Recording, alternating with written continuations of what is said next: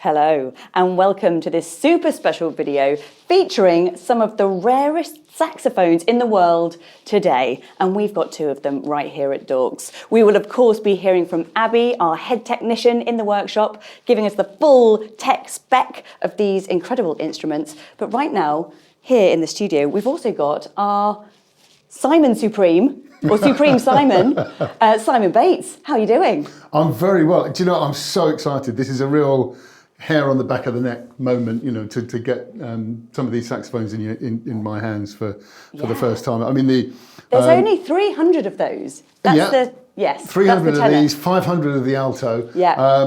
Obviously, you know, we've got the Supreme range out, which has been out for a couple of years now, and has sort of really created quite a buzz amongst the saxophone community. But to come out with a limited edition range like this, I think is just it's extraordinary. I mean, it's so beautiful. This saxophone. So beautiful. They brought them out to celebrate 140 years of Henri Selmer, and they're exactly the same as a normal Supreme, apparently, but we'll come to that. But there's always going to be differences, and you know, this might split the saxophone community slightly, but you know, the lacquer really does make a difference to the sound. The resonators in the pad, you know, you've got different things like a slightly redesigned neck screw. But yeah, as you say, fundamentally it is a Supreme. But it's a limited edition one, and you know, if you think about all the music dealers across the world, that's globally, isn't it? Globally, 300. You know, and what number have you got there? It's nice. There's a little detail at the top. Is it 42? I don't know. You've got the thing 42. There. It's 42. Yes. It comes with a nifty little card to tell you what your edition number is. I love you should have given me that. Weighty. Yeah, there you go. Number 42. A Selmer credit card. Yeah, a Selmer credit card. So you can does that get you into anywhere? I don't know what it does. I don't think it gets you any special benefits, but it's nice to have, isn't it, in your wallet? For sure. Yeah. So it's got the engraving on, which apparently Selmer recently unearthed this score written by Henri Selmer's brother Alexandre in 1885, which is pertinent because that's 140 years ago. 1885 is actually printed on the bell of the saxophone. Do you reckon you could play that? No, because there's more than 5 lines in there. It is. So it's not a stave. No, it looks very, very beautiful. I mean, you know, it's basically probably a reinterpretation of the score. Yeah. You know, I mean, but it is beautifully engraved. But I mean, from the aesthetic point of view, you know, those black pearls, crystal they're supposed to be. You know, absolutely incredible. The pads, I'm sure, you know, Abby will get onto this, but the pads are matte black, the resonators are matte black. Everything about this saxophone is matte black. The mouthpieces are very beautiful too. Yeah. You've kindly put your own on just in case of damage. I thought, because I tend to bite through mouthpieces, and I thought, you know, if someone comes in to buy a limited edition number 42 saxophone with a number 42 it's got mouthpiece, like teeth marks, and it's got a big Bates teeth mark out of it, that's probably not going to sell it for you. Knock a few quid off, wouldn't you? Well, you probably would try, yes. Do you want to give it a play for us? I do, really do. Yeah, go for it. So this is the tenor, clearly. This is the tenor. Sometimes it can be confusing having a big chap like me playing a tenor. Because everything looks small. Yes. But yeah, so let's start slow and bluesy, shall we? Yeah, let's.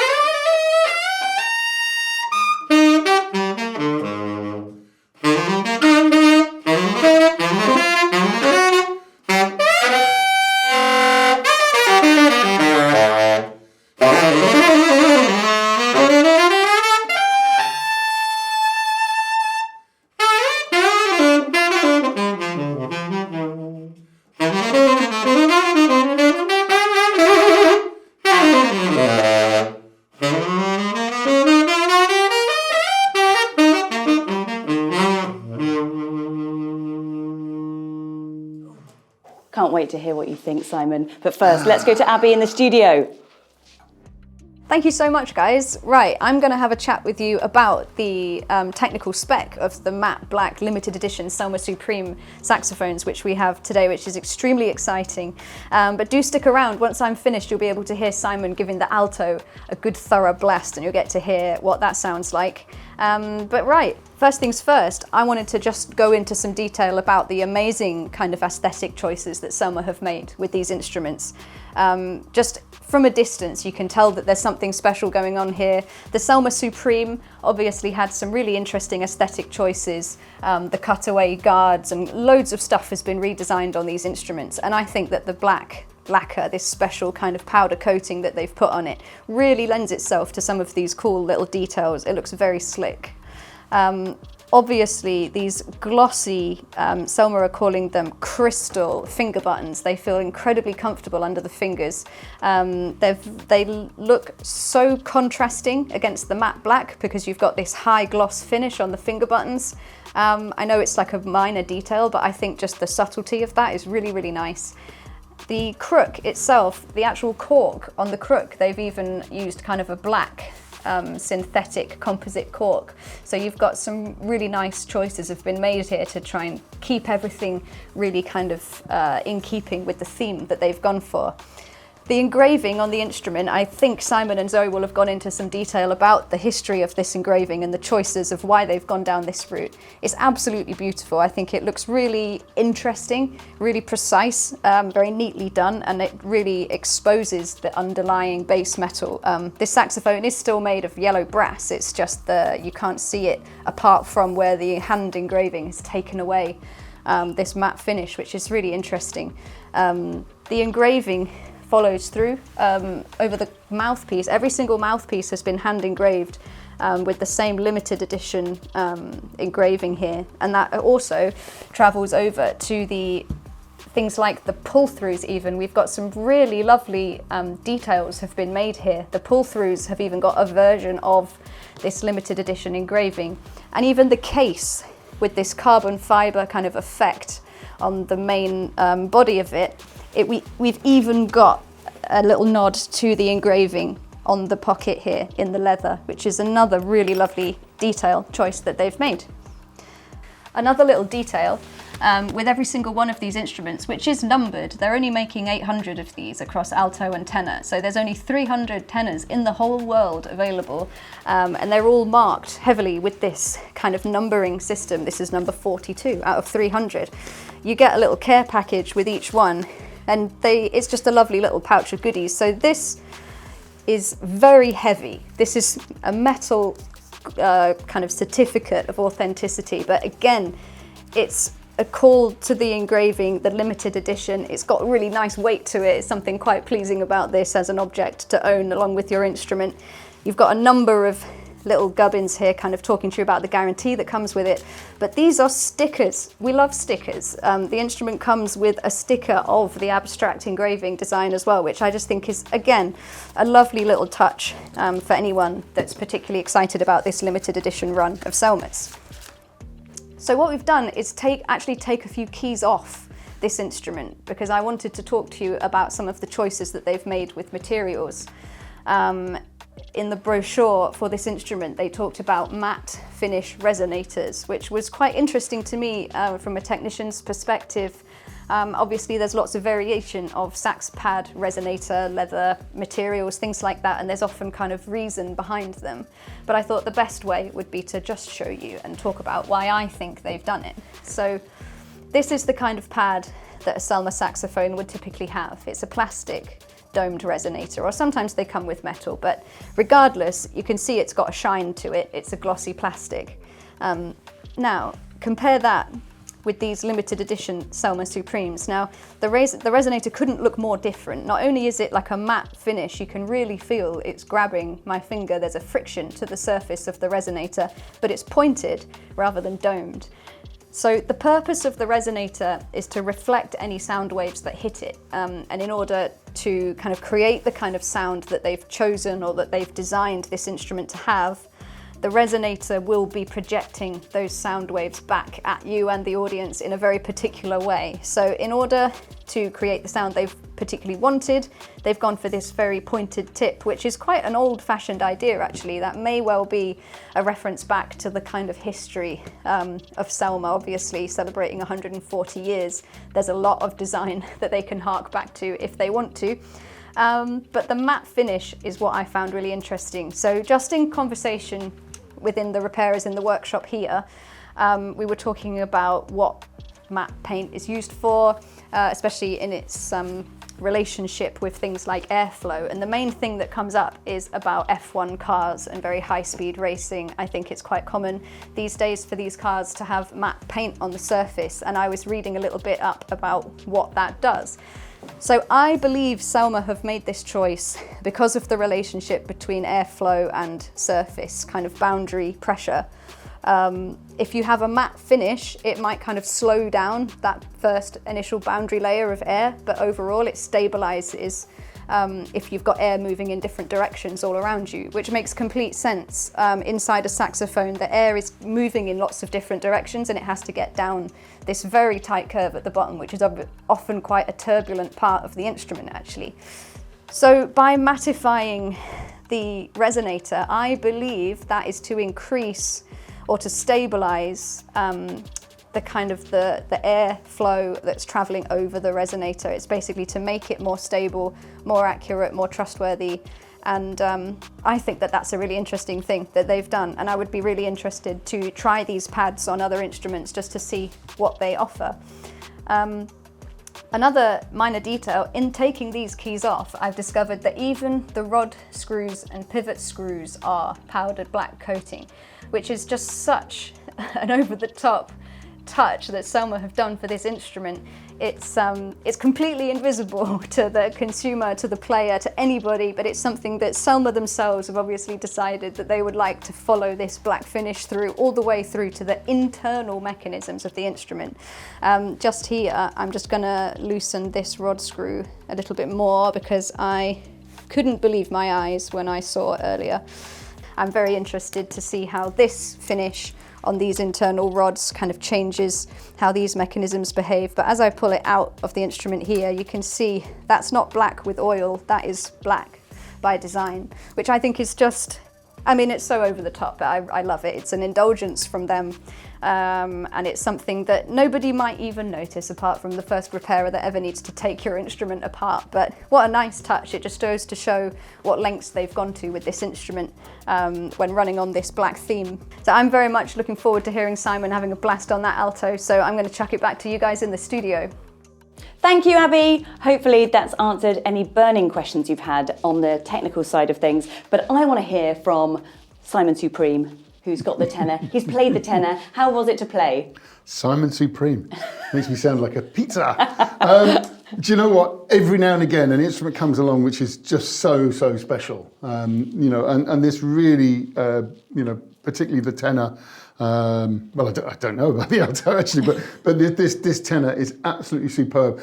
I seem to remember the lacquered Supreme being a little bit brighter than this. So this is a slightly darker sound, which kind of, perhaps it's because it's so matte black that I'm thinking that. Yeah. But it's meant to be exactly the same, like exactly the same as a Selmer, but the lacquer makes a difference. You are going to get differences with the lacquer neck screw that's slightly different. And you know, the way it makes you feel as well is really important. You know, this really was a hairs on the back of the neck moment for me. You know, I mean, it's been a very well kept secret, this saxophone. Nobody, it seems, has known about it.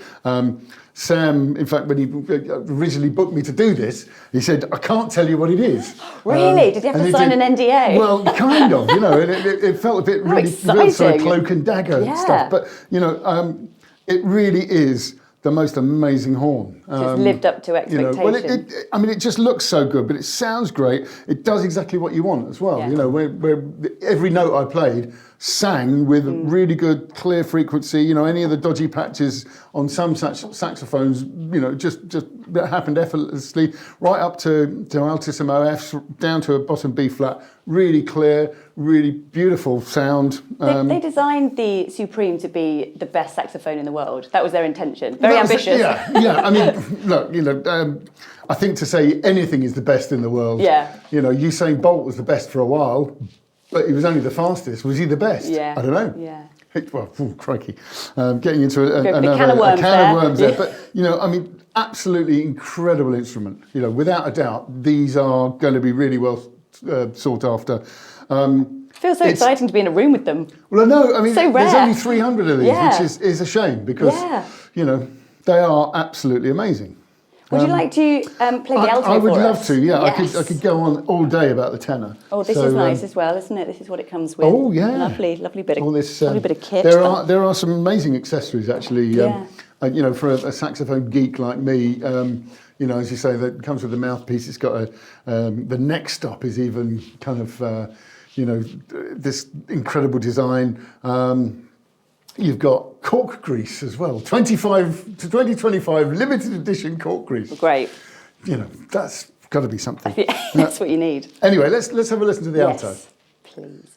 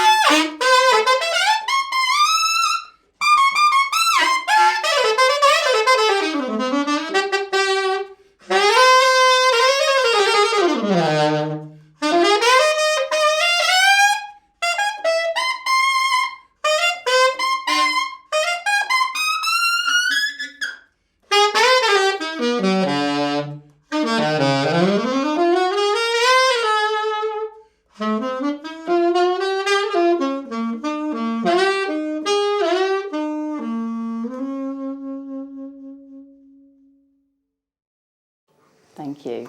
How was that? Oh yeah, I mean, same kind of buzz from the tenor, really. You know, it does exactly kind of the same job as the tenor. There's nothing I hit that you know, I had to work a little bit harder on the top F because it's on the altissimo F because it's an alto and it's a higher frequency, which is why you may have noticed me opening my eyes. But yeah, same beautiful instrument. Yeah, I mean, for me, I guess fundamentally I'm a tenor player. So for me, the tenor's the one. If I was going to walk away today with one of these saxophones, I'd definitely take the tenor. Right. But this is still an absolutely incredible instrument. They're going to fly off the shelves, aren't they? Well, I think so. I don't know if we're going to get this video edited in time, actually, before they're sold. No, I know. Selmer, make Come on, more. Nick. No, I mean, absolutely unbelievable saxophones, without a shadow of a doubt. You know, we're kind of, I feel like I'm holding history. Yeah, you are. You know, Yeah. I mean, I would hope that, you know, in another 140 years, they'll bring these out, you know, or we'll wheel some of these out and say, this is a 140th edition, it's now 280 or something like that. Because it's a real milestone instrument, I think. Yes, it's the same as the Supreme, but it's just got that incredible look, which It does sound different, doesn't it? Well, it does, yeah. As I say, I mean, Supreme. possibly slightly darker, but you know, that's maybe the fact that I'm looking at it and it's dark. matte black. So, yeah, it's probably with your it's mind a playing beautiful tricks. sound. It's really even across the range, which for me is probably the most important thing. You know, and no dead spots. You don't really feel like you're playing an instrument that has any kind of problems or any misgivings. Yes, of course, in time, you know, if you play this lots and lots and lots, it will need overhauling and stuff. And I dread to think how you're going to undo these screws without stripping some of the black off. But Yeah, you've just got to keep it in a case. Just for no, show. you can't keep the saxophone like this in this case. I mean, I know people probably will, and I'm sure Selmer will keep one of these in the showroom. But I mean, just an absolutely ridiculously good saxophone. Really, Thank you really very incredible. much, Simon. Simon Supreme, everyone. Yes, I'm You've trying to heard it see here where first. they put 1885 on this, but I can't see it. They must have got it in somewhere. It will be somewhere. Yeah. Well, thank you for watching, everyone. If you like this video, like it, subscribe to it, watch more videos. wearedorks.co.uk. Check out our website, and we'll see you next time. So I'll just play a little more. Yeah, go on. Let me.